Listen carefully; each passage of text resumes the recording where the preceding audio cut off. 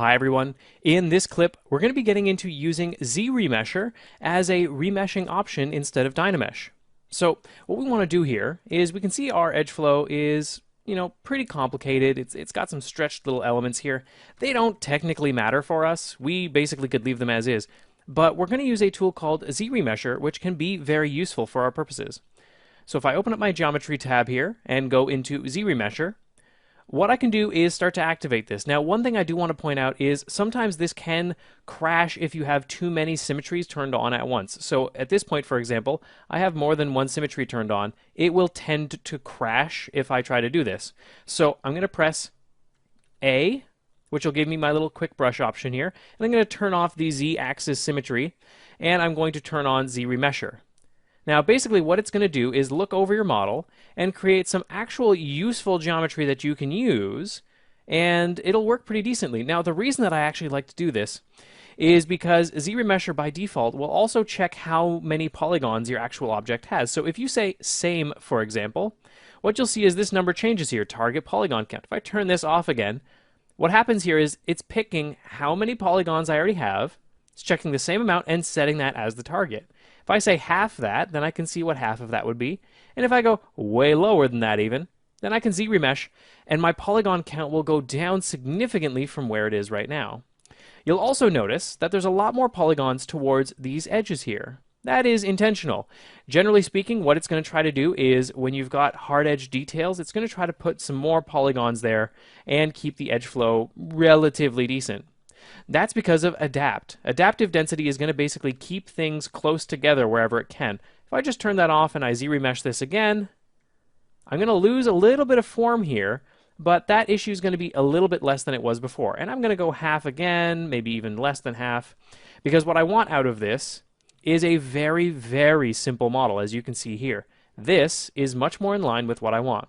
Now, the reason I'm using this instead of something like Dynamesh, for example, is that Dynamesh does not keep forms all that well. It would get very, very gross through these sections here if I tried to use Dynamesh. So, for example, let's take a look at that. Let's go with something like 25 resolution and go Dynamesh. We get a shape like this. Now, technically, there's nothing wrong with this shape when we're doing concepting, but sometimes I like to keep these edges a little bit cleaner through here, but you can see it loses that form, and it doesn't stay nice and hard-edged like we've got here. Now, I could actually still go much lower with ZRemesher. Let's go even lower than this again, and do that. Now we're really starting to lose some of the shape here, but it's still maintaining that general edge flow that keeps this edge nice and crisp, which I think looks really nice. And the reason that I want to do this is specifically because as I start to manipulate this form, I'm going to have something that's going to make a lot more sense. Now, let's just make sure we turn back on our symmetry and our x-axis symmetry, z-axis rather. Now, if we ever need to bring this back, I can easily do that with my mirror and weld. I'll just put this on the z-axis as well, and mirror and weld, and you can see the result that we get here. Just clean that up there. There we go. So now I can start to get some pretty clean and sharp edges with this if I just start to push and pull.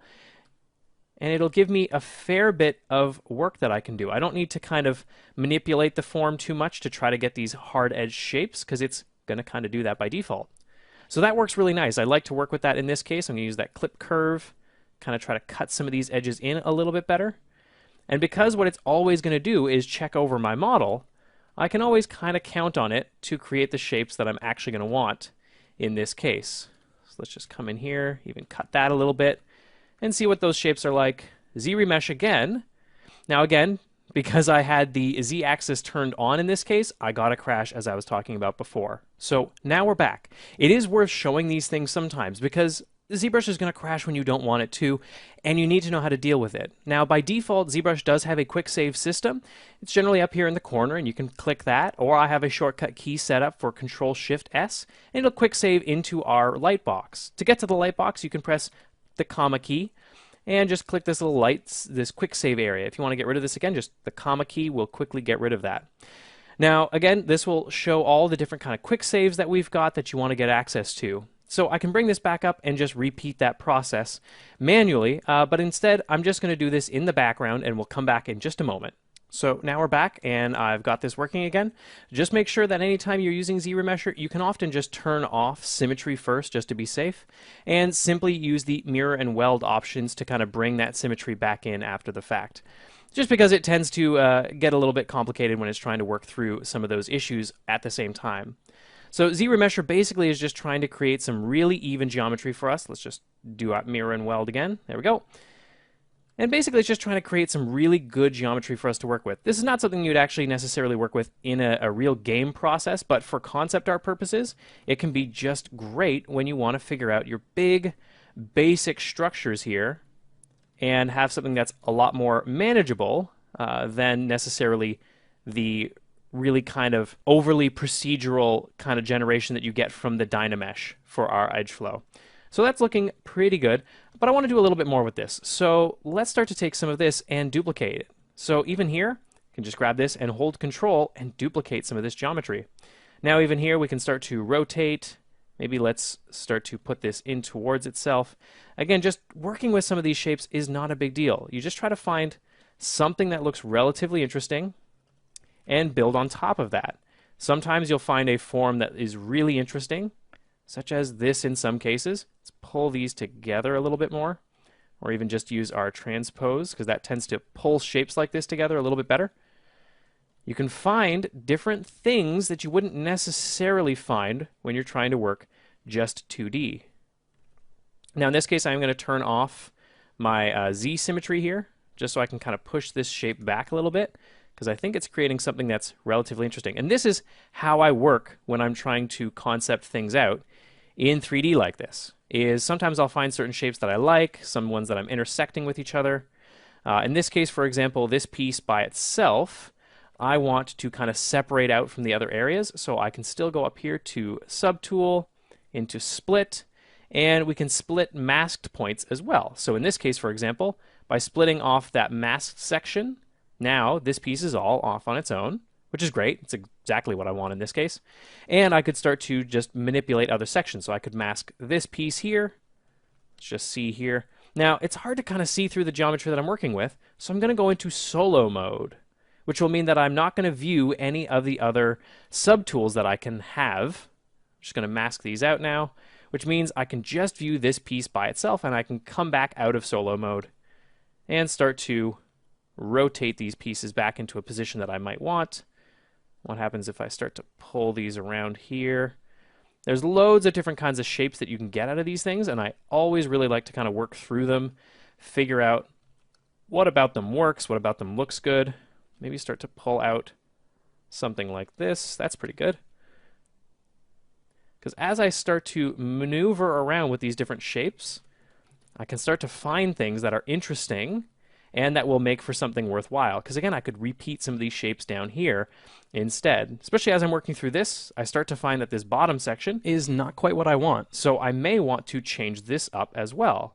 So why don't I just reuse some of the parts that I have? I'm just going to delete this, take this part up here, and let's duplicate it as well. So I could just do a duplicate over here if I wanted to, or use that control drag method if I wanted to, but there's a litany of options for me to use here. So I could rotate in this case, see if I find a shape that I like. Again, just kind of take certain sections and push them together to see if they create something that I like. If it creates something here that I don't want, usually what I'll do is Control-Shift-Click, and I can find sections in here. So select lasso works really well for this, because if there's a section here that I don't like, I can just Control-Shift-Drag, select the section that I don't like, hold Alt, which will hide and get rid of it, and then simply use Dynamesh once I delete the hidden information. So in geometry, I can go into my Modify Topology, and inside here I can delete hidden.